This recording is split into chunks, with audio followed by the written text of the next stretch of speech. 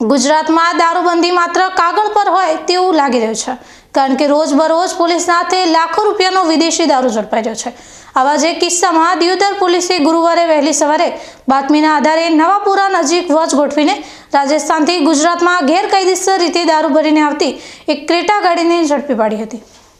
Deodar PI વીજી Prajapati અને તેમના police સ્ટાફના માણસો પેટ્રોલિંગમાં હતા।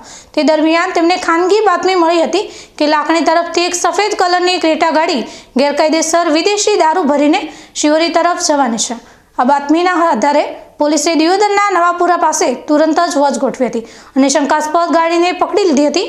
પોલીસે ગાડીમાં તપાસ કરતા અલગ અલગ બ્રાન્ડની વિદેશી દારૂની કુલ 2002 બોટલો મળી આવી હતી, જેની કિંમત ₹6,25,342 જેટલી થાય છે।